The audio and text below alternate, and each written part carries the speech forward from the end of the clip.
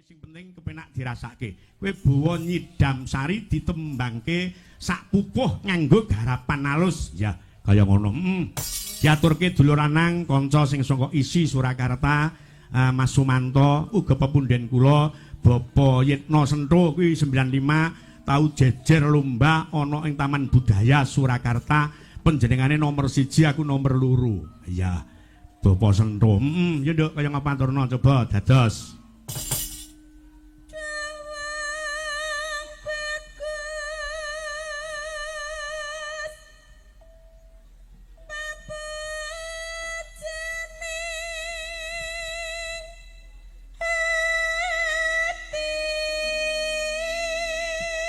Gentian karo Mbak Sulis.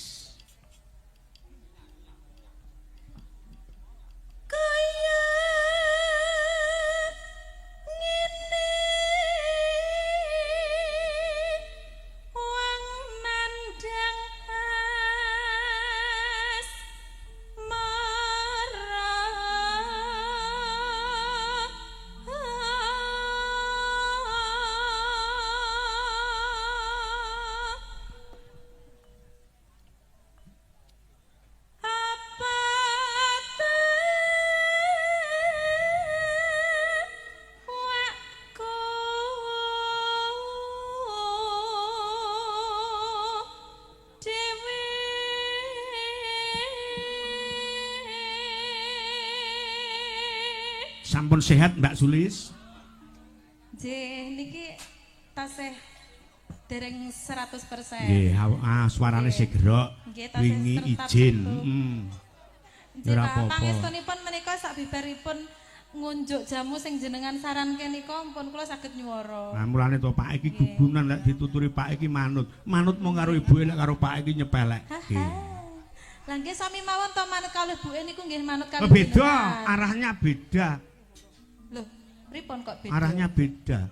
Nek wong wedok ki yang dingen-ngen mung dhuwit, lek wong lanang ora. Mosok wong lanang ki mboten butuh dhuwit. Mboten mung jarene wong sepuh mbiyen nek wedok ki nabine dhuwit.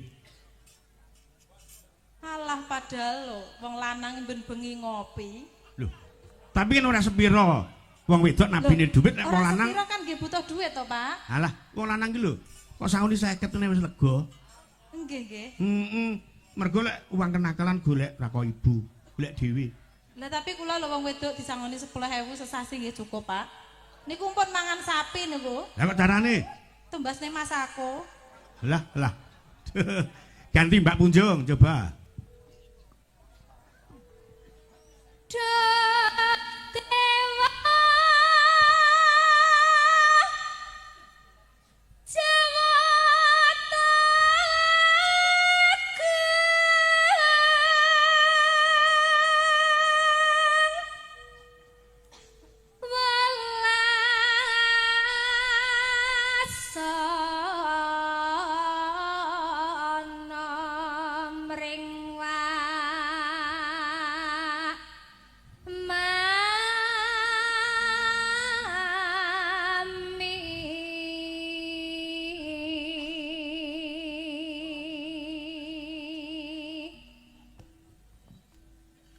Besok kapan ketekan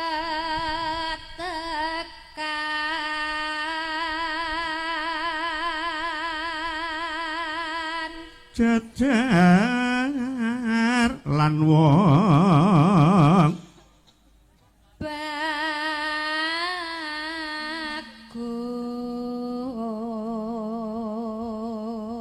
kembali ke Pesinden Gembrot. Umpamakna nahkoda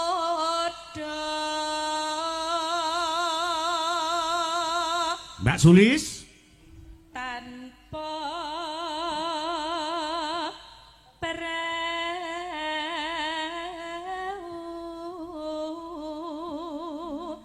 sasat sarah ing jalatri.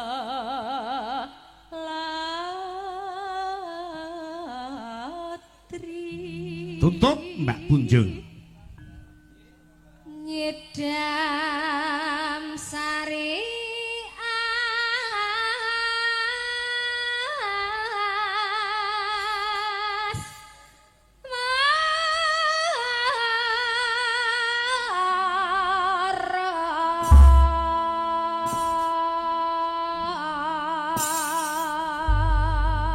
Tembang halus kaya ngapa? Ah, buka celuk Mbak Pipit Andriani dados.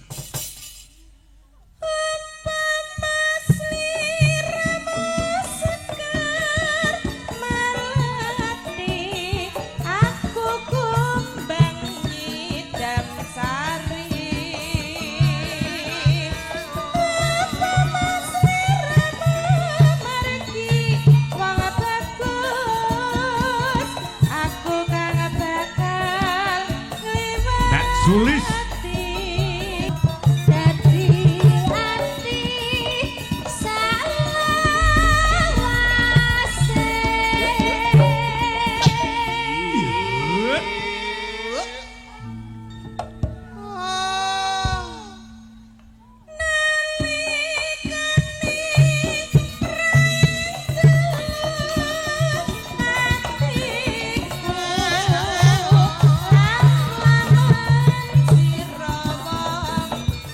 tetep Nyidam Sari